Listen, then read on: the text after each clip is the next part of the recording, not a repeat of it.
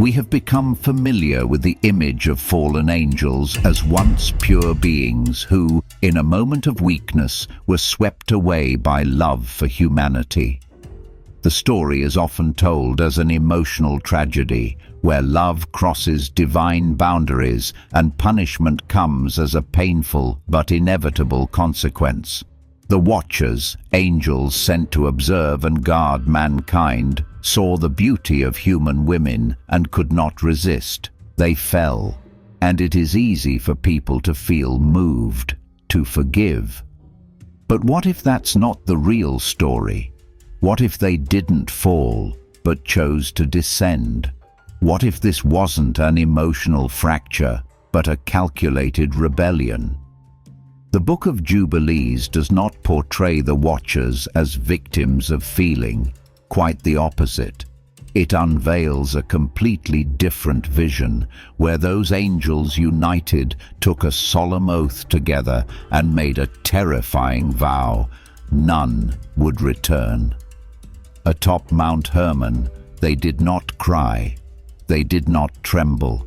They declared their resolve to leave the heavenly realm and establish a new order on earth. This was not a stumble. This was a plan, a coordinated conspiracy, a sacred coup d'état, not begun with swords, but with a deliberate break from the cycle of the covenant. They did not fall for love. They descended to challenge what God Himself had ordained from the beginning, and that is the truth that sends chills through our bones. Because when rebellion is no longer the result of weakness, but the product of a conscious choice, it ceases to be a tragedy. It becomes a declaration of war. Few realize that the event on Mount Hermon was not a secret or spontaneous act by a few misguided angels. According to the Book of Jubilees, this was a collective action, meticulously prepared and carried out like a ritualistic coup. 200 angels, known as the Watchers, gathered, not to express love or succumb to fleeting emotions, but to forge together a rebellious covenant, an oath never to return to the heavens. They no longer saw themselves as messengers sent forth, but as beings powerful enough to establish a new order below.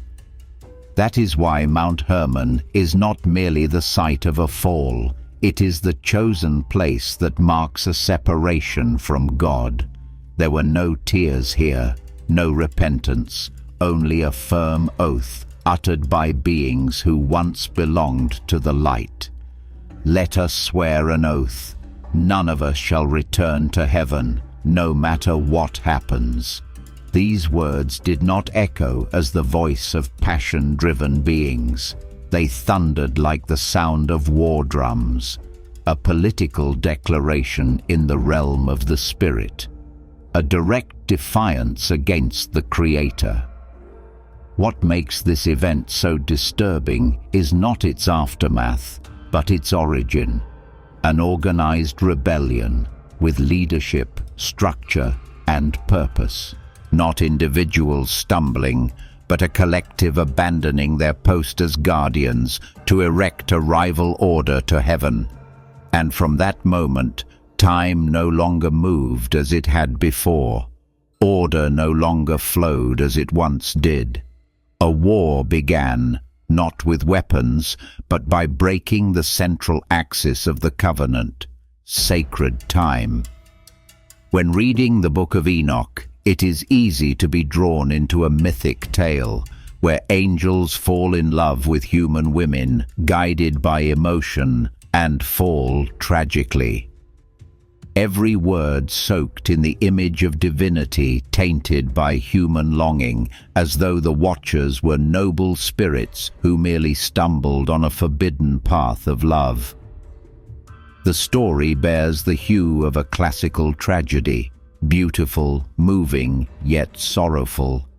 It causes the reader to feel both compassion and blame, and even see themselves in these beings, prone to error, easily understood.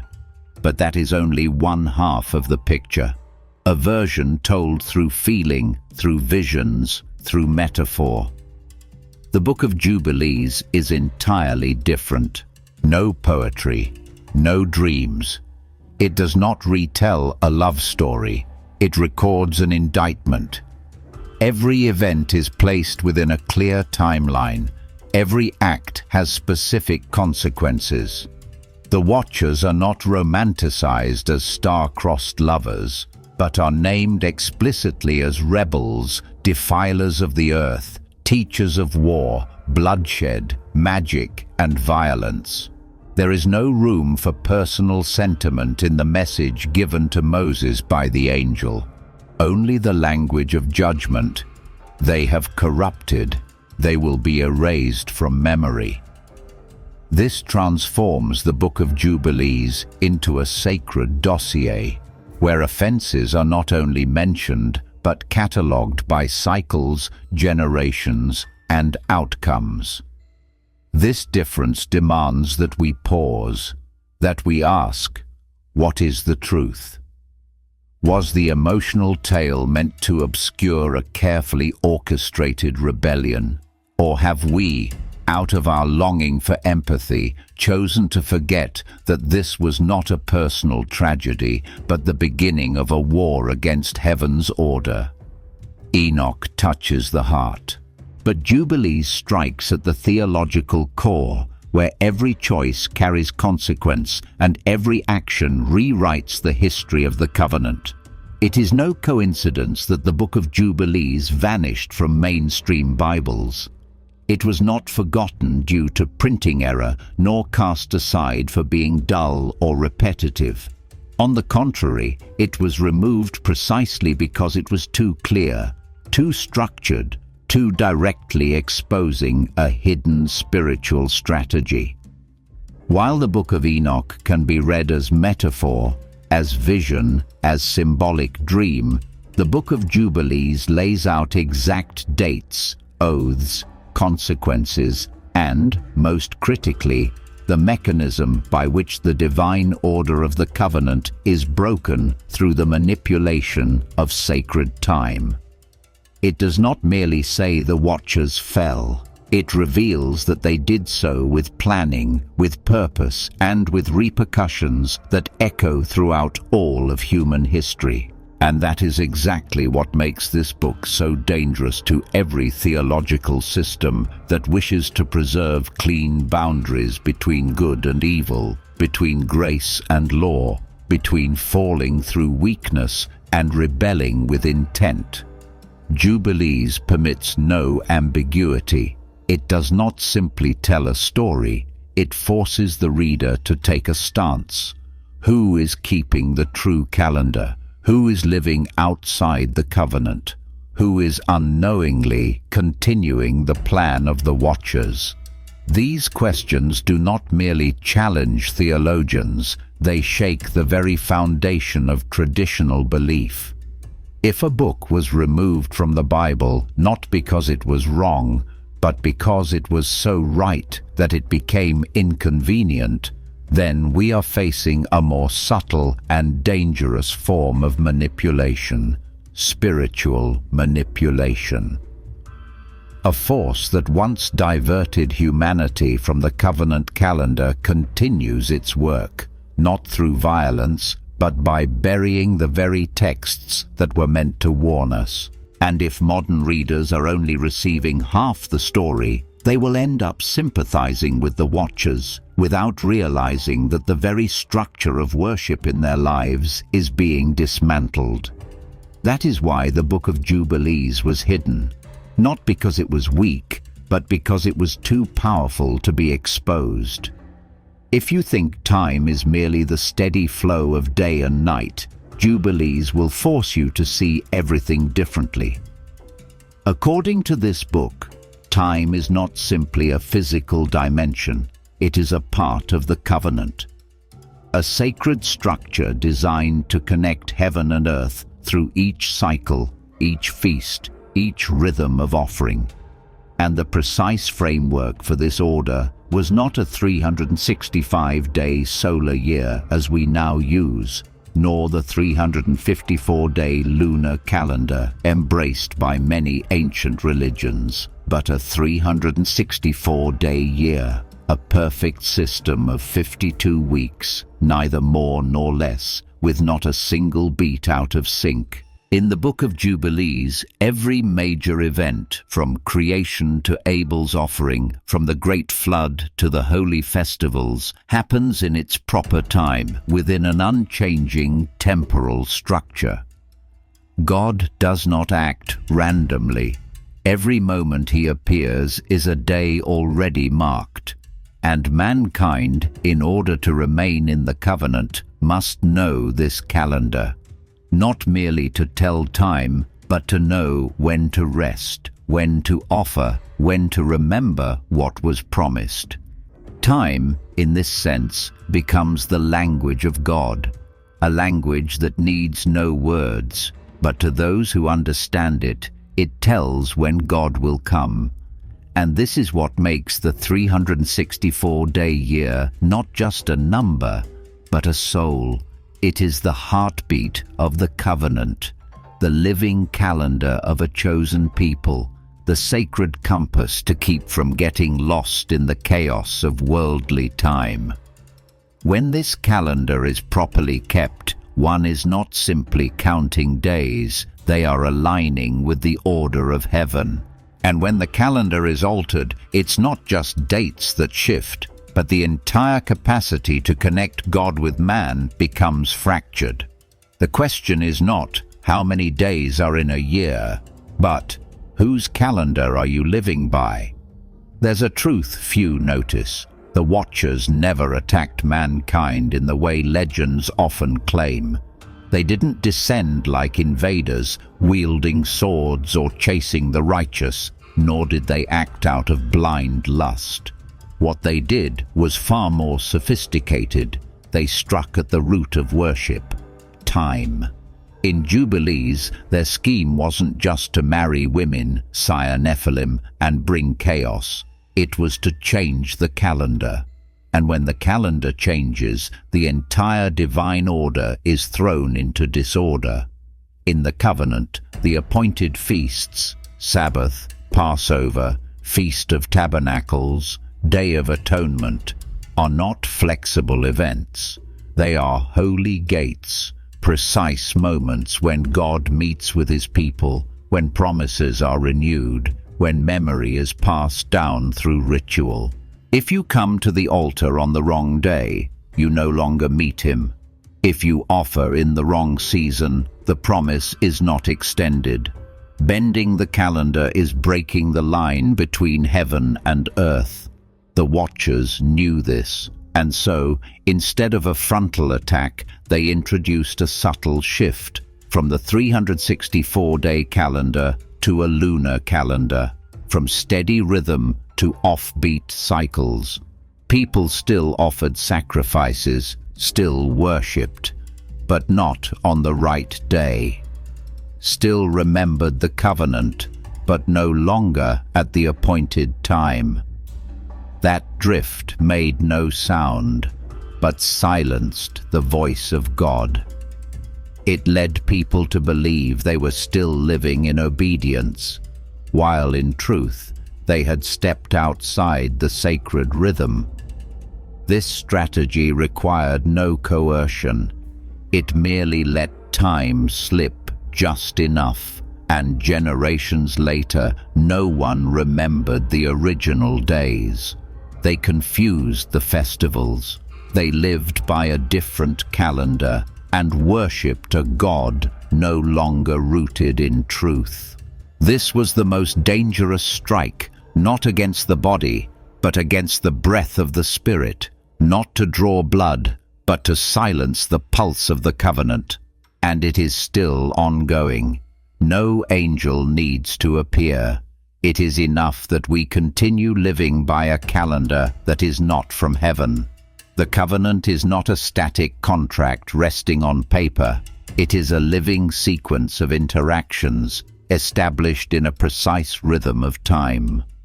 God didn't just tell us what to do, he told us when to do it. The appointed feasts are not merely rituals, they are appointments between him and his people. Each year, on those exact days, in those exact cycles, God speaks again, renews his promise, re-establishes connection.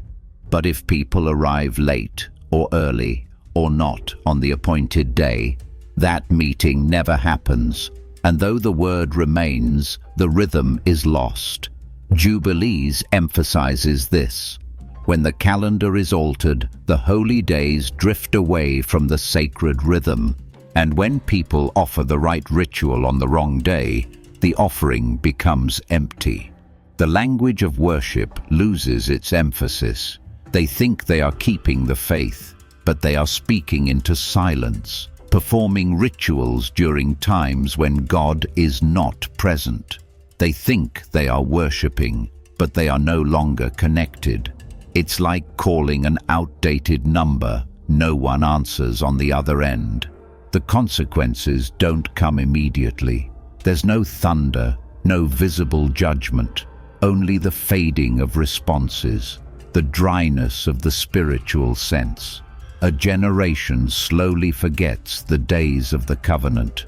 Then the next generation doesn't even know what to do or when to do it. They no longer know what days are holy, what seasons are sacred, what cycles belong to heaven.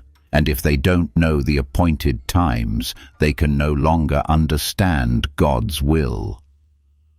When the covenant is broken due to misaligned timing, the rupture doesn't begin with rebellion, but with unintentional dissonance.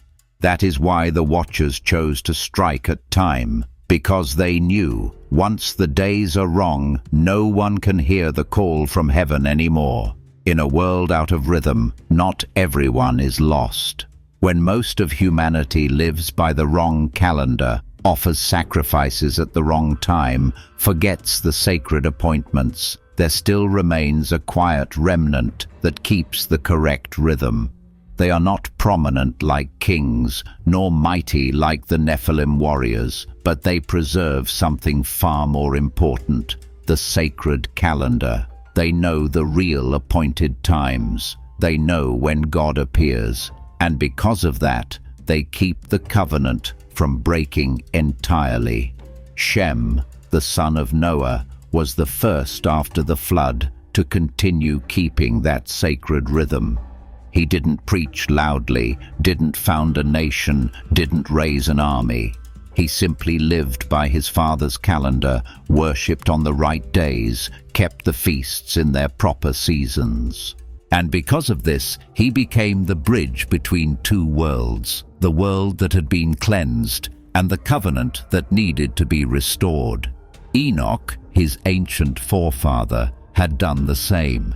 He didn't build cities or towers, but he left behind a calendar, a timekeeping system, recorded and passed on like the final guardian of the sacred clock. Noah, the survivor of the flood, did not step off the ark to rebuild an empire, but to build an altar. He offered sacrifice on the appointed day with clean animals, following rituals already given before. He didn't ask, "What do I need to survive?" He asked, "What do I need to keep the covenant alive?" And the answer always began with one seemingly simple thing: the right day. That lineage, from Enoch to Noah to Shem, was the line that silently kept the flame. They didn't shake history with victories, but ensured that sacred history was not broken. Because of them, the memory was not erased. Because of them, by the time of Abraham and Moses, there were still those who remembered that the covenant must be renewed at the appointed time, in the appointed season, on the appointed day. And if today something stirs within you as you read these words, perhaps it's because you too are part of that flow. A small part, but one that keeps the rhythm. The Nephilim were not merely giant beings with half angelic, half human blood. They were not fearsome only for their form or strength, but for something deeper. They symbolized a broken chain of memory. Before their arrival, mankind still remembered how to offer rightly, still kept the calendar, still knew the days of God's appearing. But after the Nephilim were born, everything began to blur, not because they erased it, but because the mixture in their very nature diluted the sacred order.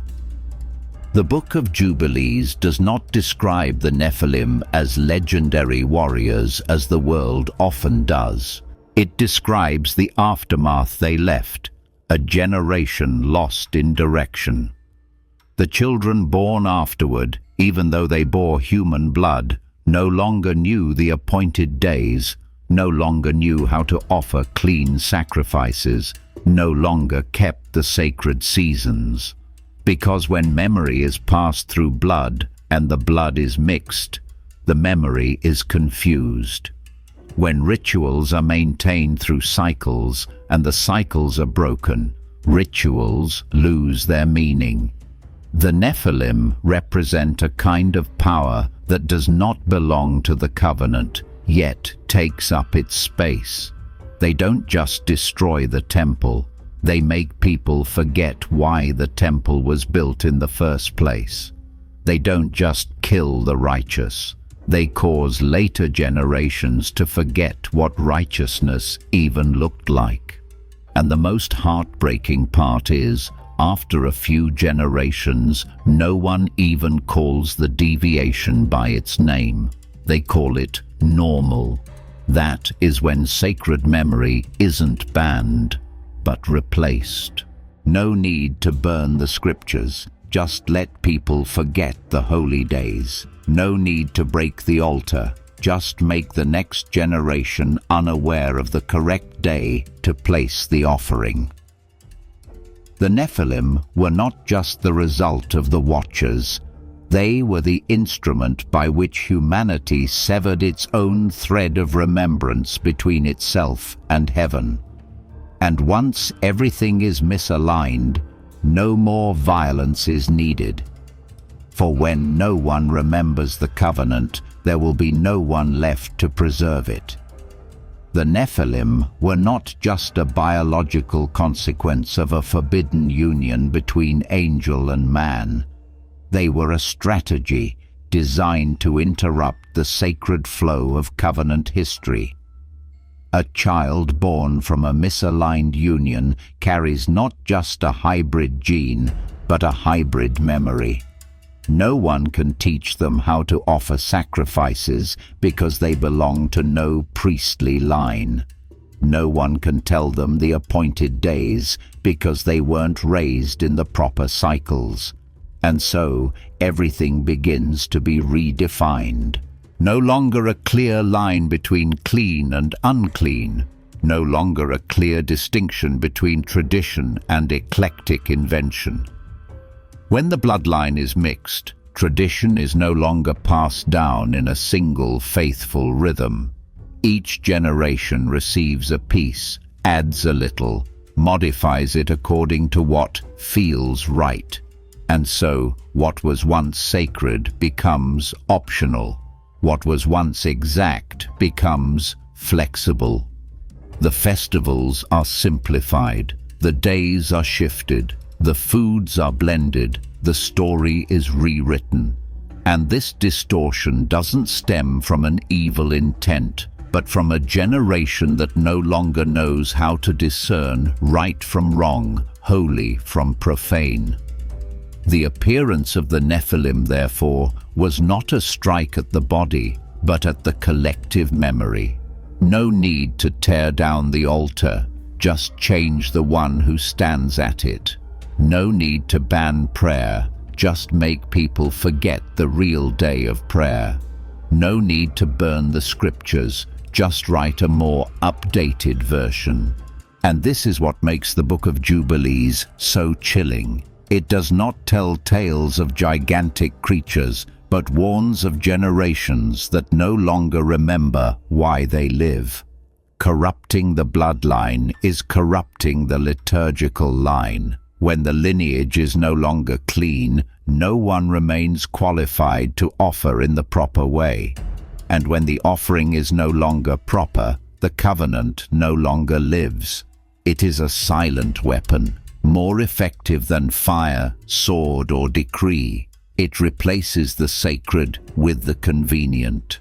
And it is still working, not through mythical beasts, but through every generation that misnames the day, misplaces the feast, and misattributes the name. We have grown accustomed to viewing the Watchers as fallen angels, swept away by emotion, seduced by earthly love. But the Book of Jubilees tells a different story, a story without tears, without romantic regret, without the sighs of lost wanderers. It is a cold indictment. They did not fall, they descended by choice, not in unconscious error, but with an oath, not as individuals who stumbled, but as a unified force marching together in rebellion. Jubilees calls them covenant breakers. They were once holy watchers, appointed by God to preserve the order of humanity. But they refused that role. They didn't want to just watch. They wanted to change, to claim, to reshape. And their plan did not begin with lust, but with strategy. They knew to destroy the covenant, they didn't need to tear down the altar, just distort time. They didn't need to cancel the promise, just confuse the appointed feasts. Their fall was not a collapse, it was an uprising. They swore an oath on Mount Hermon that none would return. They formed a war pact, and their first blow was against the sacred cycle. They taught humanity spells, war, and bloodshed, but more crucially, they altered the calendar. When people live by the wrong time, even if they worship, sacrifice, and pray, they are outside the covenant. This is what makes their sin so dreadful. Not that they loved too deeply, but that they calculated too precisely, not because they were weak, but because they were relentlessly determined. They turned time from a corridor of divine meeting into a maze with no exit. And if you still think this is just a tale of forbidden love, then perhaps you too have fallen into their design. Emotional distraction masking strategic sabotage. The Watchers, through the lens of Jubilees, are not victims. They are the architects of the first spiritual coup, and their sin has yet to be stopped because the disruption of sacred time is still happening. Had their rebellion ended at marrying women and producing Nephilim, the damage might have been contained. But Jubilees reveals a deeper layer, a total cultural restructuring. They didn't just do wrong, they taught wrong, and that is far more dangerous. Because when you teach wrongly, you don't just mislead a generation, you sow misalignment into generations of memory. What the Watchers taught wasn't merely knowledge, it was a reversed value system. They taught incantations, turning faith into a tool of manipulation, taught war, turning conflict into identity, taught women to use adornment for seduction, turning beauty into a weapon of lustful power. And each of these on the surface might look like culture, fashion, or technique. But in truth, it was a redefinition of what is sacred. A world where violence is called courage, where beauty replaces virtue, where emotion overrides divine order. And from that, everything begins to fall out of rhythm, when ritual is no longer central, but mere formality. When time is guided by lunar cycles instead of the Sabbath pattern. When souls are shaped by magic instead of covenant, then the community doesn't just lose its way, it walks backward, convinced it's moving forward. The bitter truth is, they did not force anyone, they simply taught. And humanity, in admiration, curiosity, and thirst for power, willingly followed. The Watchers did not destroy the covenant by burning scriptures. They simply changed the curriculum. When a new generation is raised on distorted teaching, they no longer know what is right. And if they cannot discern what's right, they will never find the sacred calendar again. Outrage should not be aimed merely at visible sin, but at the subtle methods that cause an entire world to live out of rhythm without even knowing.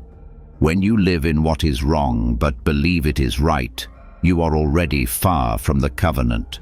And that is what the Watchers wanted. No war needed, just a misaligned education. There is one question that sounds deceptively simple.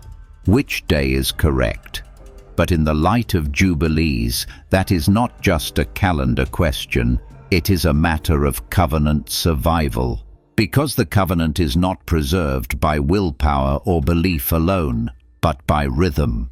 That rhythm is marked by time, reaffirmed through the feasts, revived through the Sabbath cycle. Each step taken on the right day is a step in the right direction. But if you walk on the wrong day, even with correct rituals, sincere faith, and good morals, you're still walking away. When the Watchers led humanity away from the 364-day calendar, they didn't just throw off agricultural precision, they erased the appointed meeting points between heaven and earth. Passover, shifted by a week, is no longer Passover. The Day of Atonement, moved to another month, loses its heavenly effect. A wrong day doesn't just mean a wrong offering, it means speaking into a time where God is not present. And so, prayers go unanswered, the covenant remains disconnected, and faith grows hollow. We think we've advanced. We have atomic clocks, solar calendars, hundreds of smart apps. But if the sacred rhythm has been replaced, then no matter how well we know the time, we still don't know the season. And if we don't know the season, we cannot offer rightly. If we do not offer rightly, we cannot enter the covenant. The consequence is not limited to spiritual disarray. It spills over into society, disorientation, loss of center, the inability to discern truth in a sea of options. Jubilees doesn't just speak of the past, it warns the present. It shows that a world out of rhythm is a world without a true covenant, a world full of religion but devoid of sacred time, a world that keeps the feasts but forgets the rhythm. And if you live in that world, you may already be sensing the consequence this book warned of thousands of years ago. The covenant breaks not because people reject it, but because they think they're keeping it, while the rhythm has long been lost. We often think that to uphold the covenant, we must do something great, lead a nation, rebuild the temple, receive visions from the heavens. But Jubilees whispers a different truth. If you keep just one rhythm, you have preserved the whole cycle. One Sabbath, kept on the correct day, not delayed, not shifted. One feast, celebrated in the right season, on the right day, not by emotion, but by heaven's calendar. One pure meal, not by worldly custom, but by the law of the forefathers. These small things carry an invisible thread, connecting you with Enoch, with Noah, with Moses. When Enoch lived in a corrupt generation, he couldn't change the world, but he kept the correct days, and for that he was taken up without tasting death. When Noah stepped off the ark, he didn't build a house or search for food. He built an altar and offered sacrifice in due time. And from that act, God re-established the covenant. When Moses stood among a rebellious people, he didn't give up. He ascended the mountain, received the sacred calendar, and taught the people how to return to rhythm. Each of them did not carry all of history. They kept a rhythm. And because of that rhythm, the cycle came back to life. The calendar was revived, the covenant reconnected, and heaven drew near to earth. You may not be able to change the church, the nation, or the world, but you can keep one correct day, one rhythm, and that alone is the signal heaven is listening for, that someone still remembers. Perhaps that's why Jubilees still exists, to remind you that you don't need to do something grand, you just need to live in rhythm. Because if enough people keep it, the calendar will come alive. If enough correct days are honored, the covenant will be restored. If enough breaths are offered at the right time, your soul will enter a trajectory no longer broken. And perhaps you yourself will be the final link to restore a cycle broken for millennia. You don't need to be Enoch. You don't need to be Moses. You just need to be yourself, keeping one day right, just as they once did. What if only a small group remained, a few quiet ones, who still remembered the correct day? They don't need power. They don't need a grand church. No microphones, no bands, no lights. They only need one thing: to keep the appointed time.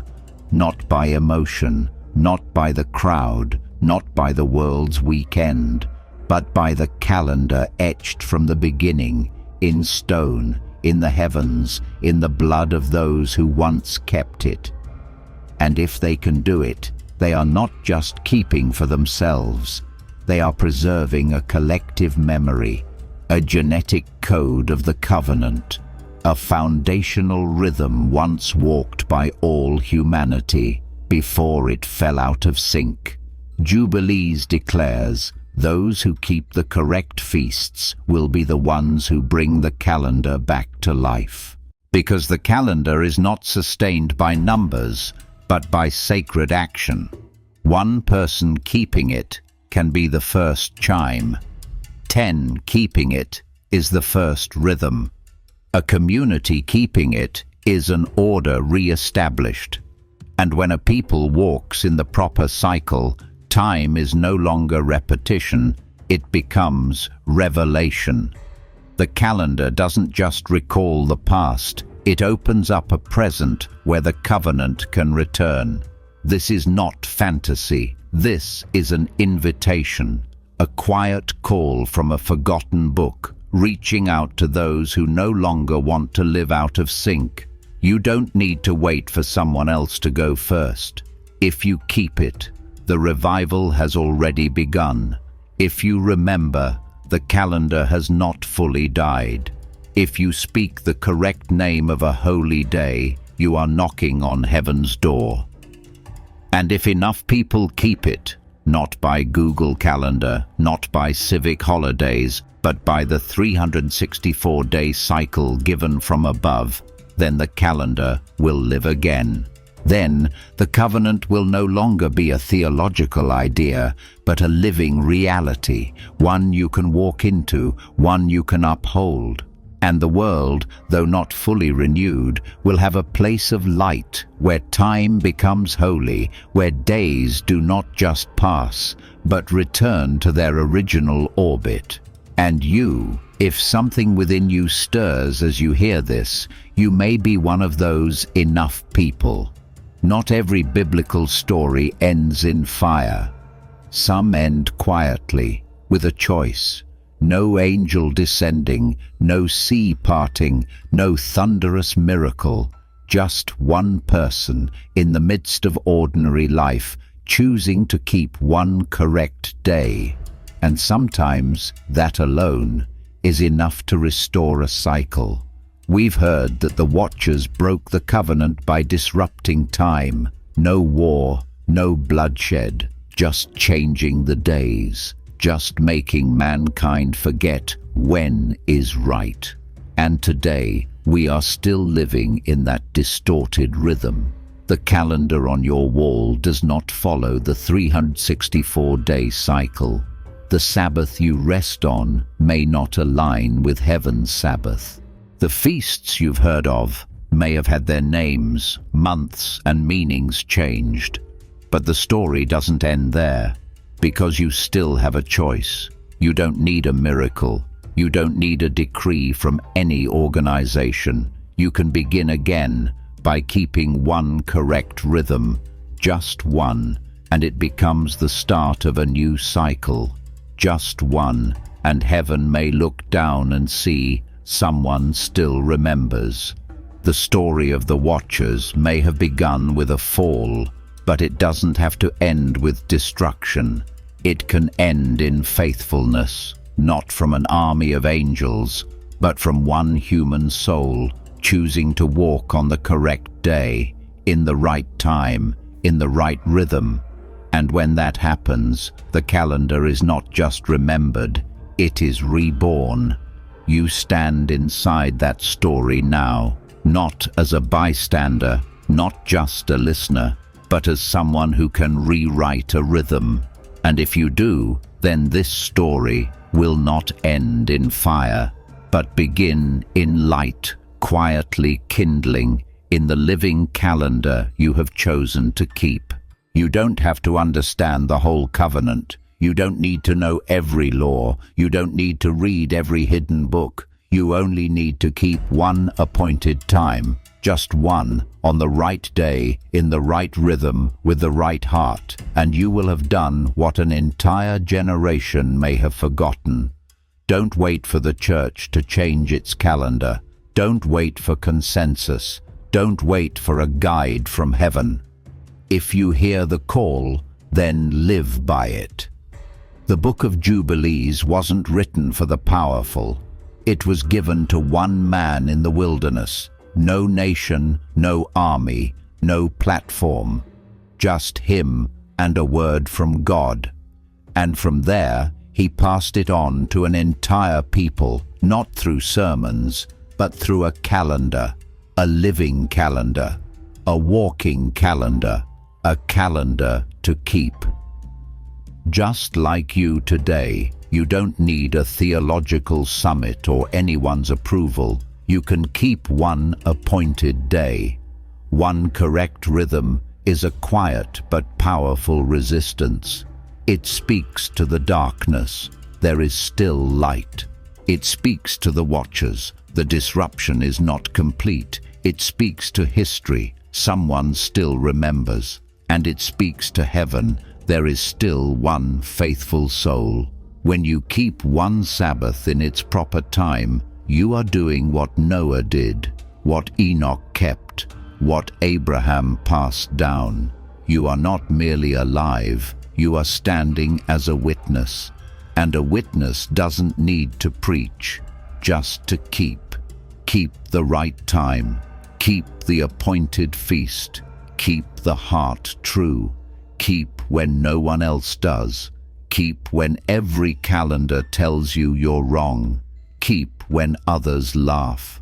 And if you keep, the covenant, even without the masses, will find its way to you, like a flame on the altar, not extinguished, like a promise, not forgotten, like a cycle turning again, starting with one rhythm, your rhythm. If you keep, it means the fire is lit, and if enough flames burn, the covenant will return.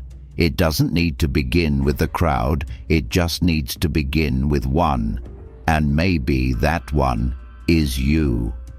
Amen.